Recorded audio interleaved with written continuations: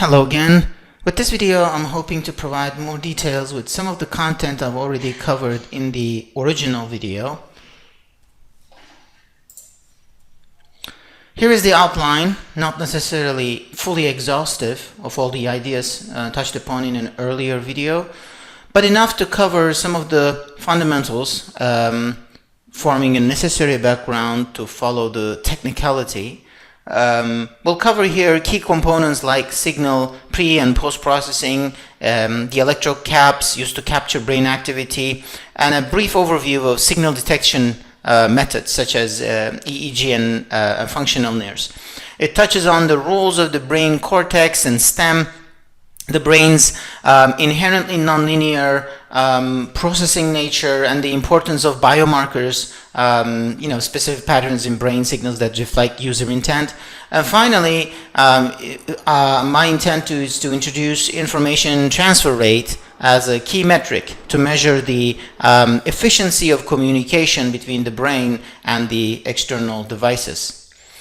Let's explore the BCI system building blocks. We primarily acquire signal through caps, electrodes, or electromagnetic field detectors and the like.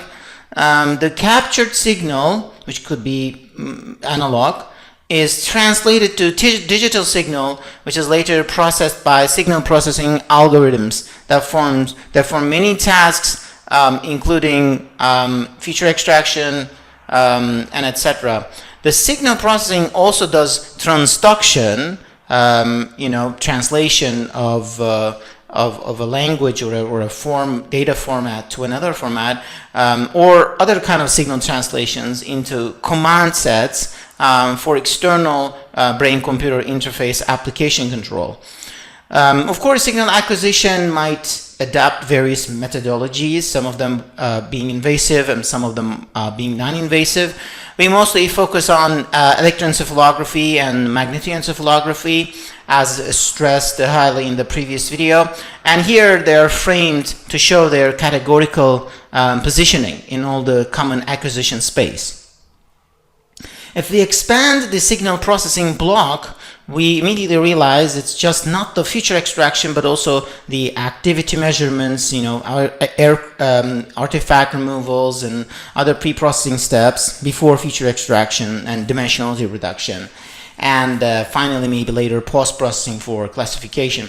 Translation techniques are used to generate control signals, expressed typically in command sets for steering BCI applications. If you take a look deeper into pre-processing step, you will see a whole independent steps that takes care of re-referencing, filtering, low or high pass filtering, cleaning line noise, bad channel and artifact removals, resampling, for a later processing and reducing the complexity of that later processing, independent component analysis, and extracting event-related epochs, to prepare data for further processing. The further processing is post-processing, such as feature extraction, for instance, using spatial filtering, and finally, for an eventual classification. And final classification or post-processing consequently leads to translation to commands for device control. Let's talk about electroencephalography caps, one of the key components in EEG-based brain-computer interfaces. An EEG cap is a wearable device fitted with multiple electrodes that sit on the scalp and measure the brain's electrical activity. The electrodes are typically placed following what's called the 10-20 system, which ensures standard positions across individuals. Here I'm showing you at the bottom of the slide for 32, 64, and 128 channel 10-20 system cap electrode allocations. More electrodes mean better spatial frequency at the expense of more complexity, cost, and setup time. Number of electrodes is determined based on the maximum spatial frequency available in the activation maps of the brain. In other words, potentially related to how localized the stimulation is and how modular the brain substrate is. Techniques like spatial interpolation and source localization, these are all benefiting from more electrodes. EEGs can be from resting state or natural or external stimulation with a lot of background processes and noise. Once the EEG cap captures raw brain signals, the next step is to convert them into something usable, such as features. This process involves segmenting the continuous EEG signal into small, meaningful windows that we call epochs. And these features could come from time domain data, frequency components, or spatial patterns. It is these features that feed into the BCI system's decision-making process. You can think of them as the fingerprints of specific mental states. Now, detecting relevant brain activity from electroencephalography signals, it's not an easy process. They're notoriously noisy and low in amplitude. That's why BCIs use a variety of signal processing and classification techniques.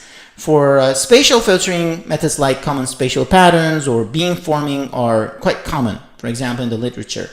In the time domain, event-related potentials, or ERPs, are statistically analyzed using F-tests or T-tests for feature extraction. For classification, we see tools like support vector machines, linear discriminant analysis, and Bayesian models as classical machine learning algorithms. You could also alternatively use deep learning techniques as well, and there are a lot of work in the literature. And in the frequency domain paradigms like steady state visually evoked potential techniques like canonical correlation analysis and filter bank CCA, these are all help match brain responses to visual flickering frequencies. You can create these frequencies and then try to match with the steady state response of the brain to see what type of stimulation is being used during the experiment. Here we focus on the brain cortex, the outer layer responsible for higher cognitive functions. It plays a role in sensory perception, voluntary motor control, language, and executive functions like planning and decision making. The cortex is divided into several lobes: the frontal, parietal, temporal, and occipital, as I already elucidated in the earlier video. And these consist of intricate layers of neurons that handle different processing tasks. Its complexity is at the heart of many advanced BCI applications. Moving to the brainstem, we find the most primitive and vital part of the brain. The brainstem connects the brain with the spinal cord and regulates essential life-sustaining functions such as heart rate, breathing, and digestion. Despite its rudimentary role, the brainstem is quite crucial for maintaining the body's basic operations and acts as a relay center, ensuring communication between the body and the higher brain regions. Understanding the brain as a nonlinear system is a key, in my opinion, to appreciating how it processes information. In this initial look, we see that periodic stimulation of the brain results in complex outputs. The brain acts as an operator, producing both a transient response and, reflecting initial conditions in this transient response, and a steady state response that persists over time. Drawing from basic signals and systems theory, if the input is periodic, we expect it to decompose into a series of Fourier components. However, the brain's nonlinearity means its crucial response is far more complex than a summation of these Fourier components. Here's an illustration. We emphasize here that the brain's output is not simply a scaled or phase-shifted version of the input, as would be expected in a linear system. The dynamics here are announced. The transient response fades over time, while the steady state portion reflects the ongoing interaction between the neural networks. This dual nature is central to understanding how we interpret complex brain signals. In a linear time-invariant system, each input frequency results in an output with the same frequency. However, because the brain is nonlinear, harmonic distortions often occur. This means new frequencies, which are non-integer multiples of the original, may appear in the output. Remember, in the LTI system, you can see integer multiples of the original fundamental frequency appearing in the output. But in the nonlinear system, you can expect non-integer multiples of the fundamental. This phenomenon is even more pronounced when the system is time varying, typical of the brain dynamics, which can shift or modulate the frequency content of the output. Expanding on the previous slide, consider that even a pure sinusoidal input can yield an output with unexpected frequency spread. This nonlinearity requires us to use specialized signal processing techniques to decode and understand the full range of brain activity accurately and maybe make approximations, if needed. Biomarkers in electroencephalography literature, particularly event-related potentials or ERPs, provide insight into cognitive and sensory processing. For example, the P300 wave is a positive weak signal that occurs around 300 milliseconds after a stimulus, and it's most prominent in audible paradigms, where an infrequent target is detected among frequently appearing non-targets. Another key ERP is the negative 100. Or N100, a negative peak around 100 milliseconds that is used in evaluating perception and attention. Continuing with the ERPs, the P100, a positive peak at about 100 milliseconds that might appear mainly in visual tasks and is concentrated over the occipital cortex. Then there is this N170, a remarkable biomarker, a phase-sensitive negative peak occurring around 170 milliseconds, often used in studies on facial recognition and related disorders. In this slide, I want to move on to additional ERPs like negative 200, a negative peak around 200 milliseconds, which is linked to conflict monitoring and response inhibition, commonly observed in tasks like Stroop test.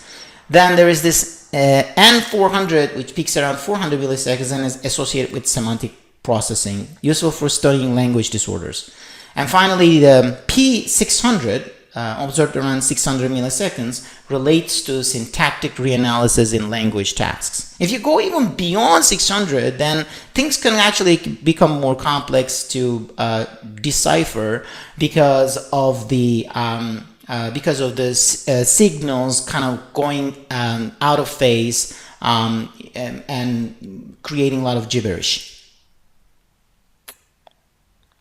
Some of the known biomarkers are related to these health-related diagnosis tools. They can be used as diagnosis tools, as exemplified here. I want to finally talk about information transfer rates, the ITR, which quantifies the speed and accuracy of communication in a brain-computer interface system. The calculation considers the number of possible targets or symbols and the aggregate accuracy of the target identification algorithm. It is scaled by the duration of each decision, typically converting the result into bits per minute.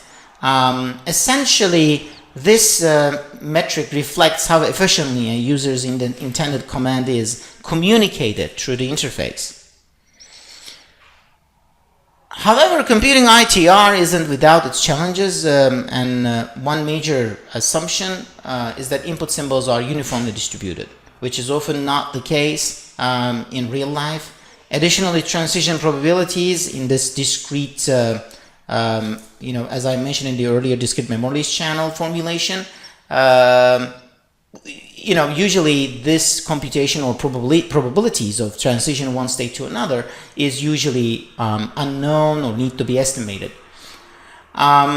This communication channel can be actually non-symmetric and non-stationary as well. So this complexity means that both the stimulation design and target identification techniques heavily influence the practical performance of the system. Here we delve deeper into the ITR definition. ITR is derived from popular mutual information metric from information theory, essentially measuring how much information is transferred between the intended command and the system output. By considering the entropy of the system and maximizing the mutual information, we get a theoretical upper limit on the communication capacity of the brain-computer interfaces. For perfect accuracy, the ITR would equal the logarithm base 2 of the number of targets, and it's actually mentioned in this slide, there are iterative techniques to compute the capacity of the discrete memoryless channel formulation I've shown you in the earlier slide, but these are kind of beyond the scope of my presentation, and I encourage you to take a look at the related papers. Looking at the ITR from a broader perspective, it will become clear that the efficiency of the BCI is not just about high accuracy, but also about how quickly decisions can be made. And it is kind of clear from the ITR definition. So this balance between the speed and accuracy is crucial for practical applications, whether in assistive technologies or more advanced control systems.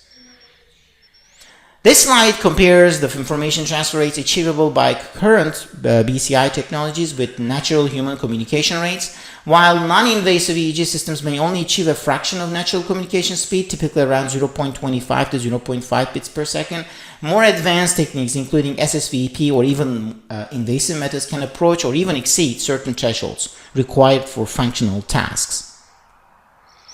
In our final slide, we summarize the state-of-the-art in ITR for various BCI systems. For non-invasive EEG-based systems, typical rates are in the range 0.25 and to 0.5 bits per second, as I mentioned earlier, which suffice for basic control. More sophisticated paradigms, such as those based on SSVEP, can achieve rates up to 2 to 3 bits per second. And when we look at invasive systems, they can push the limits even further, sometimes achieving up to 40 bits per second, approaching the natural communication rate seen in human speech and writing maybe. And this comparison underscores both the challenges and the potential for brain-computer interfaces in real-life scenarios.